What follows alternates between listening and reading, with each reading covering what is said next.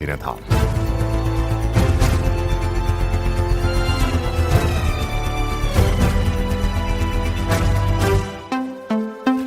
Jornal do Meio-Dia da Rádio Observador, com a edição do jornalista Luís Soares. Começamos pelo governador do Banco de Portugal, que esclarece que Mário Centeno beneficiou das condições generosas do Fundo de Pensões da instituição, mas Luís reitera que o processo de reforma aconteceu conforme as regras. Álvaro Santos Pereira, que esteve esta manhã na Comissão de Orçamento e Finanças, a pedido do Chega, sobre a polémica reforma de Centeno, Santos Pereira salienta que o antigo governador aceitou menos do que aquilo a que teria direito e diz que foi a melhor solução para as três partes. O antigo ministro do governo de Passos Coelho esclarece ainda que este fundo de pensões foi extinto em 2009 e não era exclusivo do Banco de Portugal. O professor Mário Centeno estava integrado num regime muito generoso que beneficiaram todos os trabalhadores bancários que entraram na profissão até 2009. Isto não era um regime do Banco de Portugal, era um regime de toda a banca.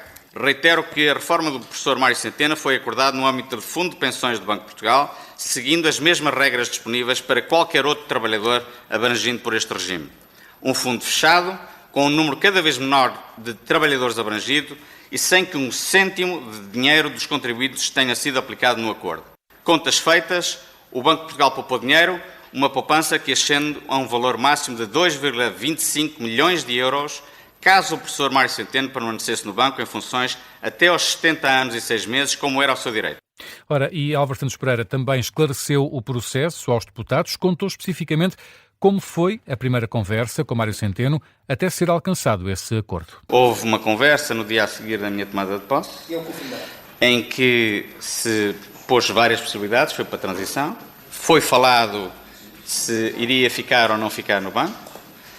Se ele intencionasse sair, haveria certamente uma conversa que poderíamos ter.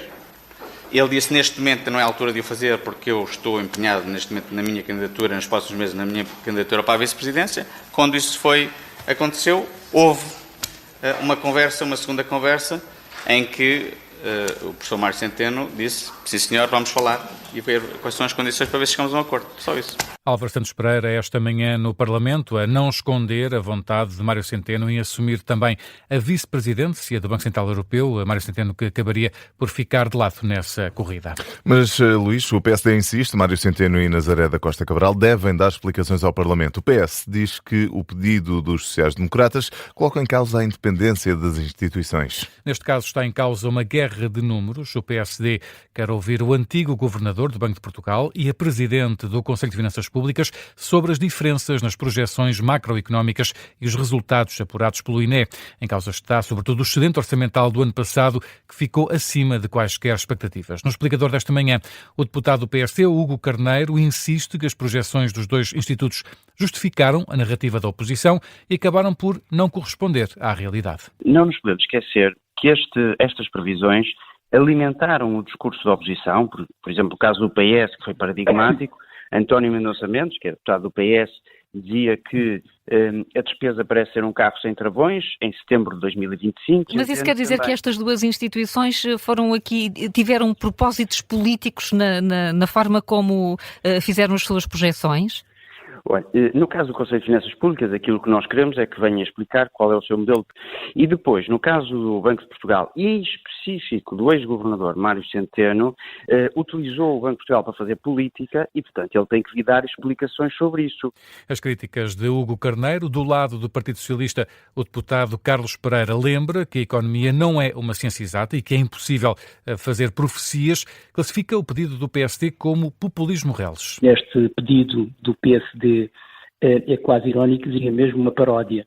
E ao mesmo tempo é perigoso, não é? Porque insinua uma falta de legitimidade e até insinua um complô entre instituições, entre o Conselho de Finanças Públicas e Banco de Portugal, instituições que são independentes, o Carneiro sabe disso, são independentes, têm obviamente procedimentos de projeção que são, eu diria mesmo, à prova de bala, e sempre que os números não agradam, como é o caso, o PSD tem comportamentos desta natureza. Eu diria mesmo que este é um populismo reles.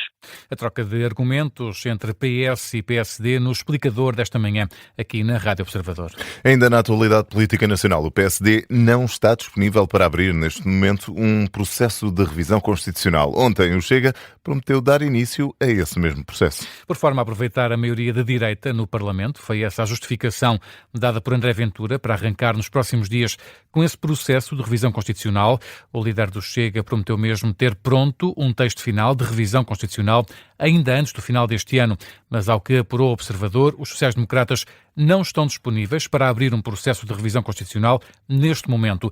Luís Montenegro nunca afastou em definitivo a hipótese de revisitar a lei fundamental, mas a acontecer só na segunda metade da legislatura e a partir da terceira sessão legislativa.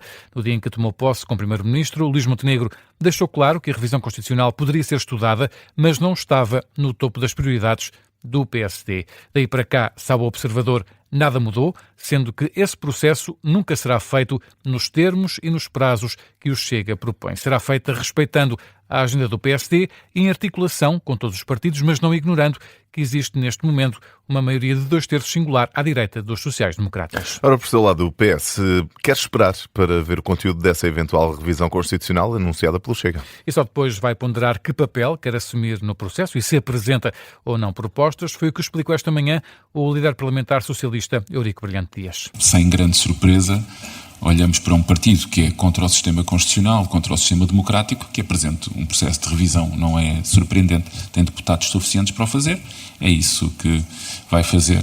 O que nos interessa é o conteúdo. Se apresentar um projeto de revisão constitucional, terá que ser constituída uma comissão eventual para a revisão constitucional e o Partido Socialista estará presente, naturalmente, e com assento nessa comissão eventual. Eurico Brilhante Dias, numa conferência de imprensa esta manhã na Assembleia da República, sublinha que o nível de envolvimento do PS é uma decisão que cabe à direção do partido e que o grupo parlamentar irá respeitar.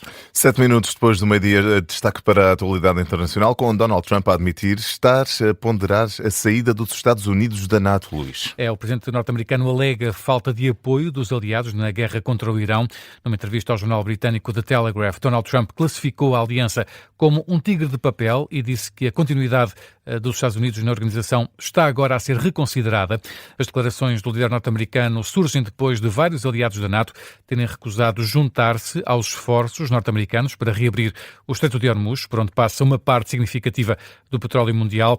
Donald Trump criticou a posição dos parceiros europeus, afirmando que os Estados Unidos têm estado sempre disponíveis para apoiar os aliados em vários conflitos, mas que não receberam o mesmo apoio neste caso. Já ontem, o secretário de Estado norte-americano tinha avisado, em entrevista à Fox News, para a frustração crescente dos Estados Unidos em relação à NATO. E o primeiro-ministro britânico, Luís, já reagiu à declaração de Donald Trump. Keir Starmer diz que vai atuar no melhor interesse do Reino Unido, seja qual for o ruído que surja.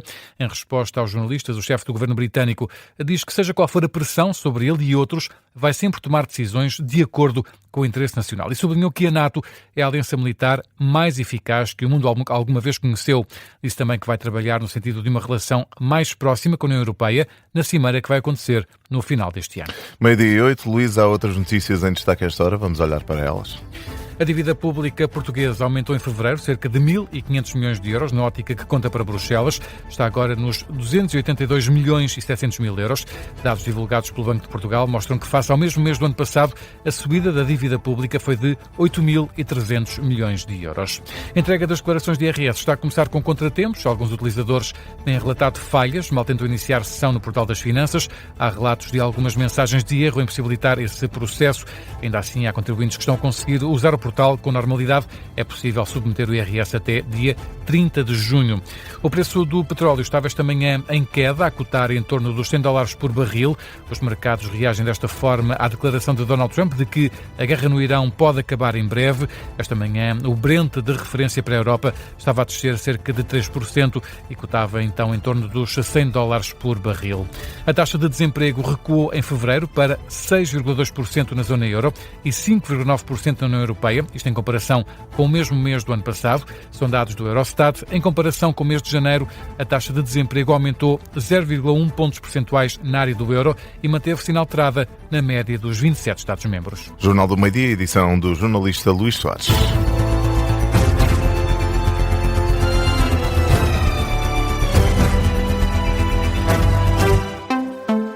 Meio-dia.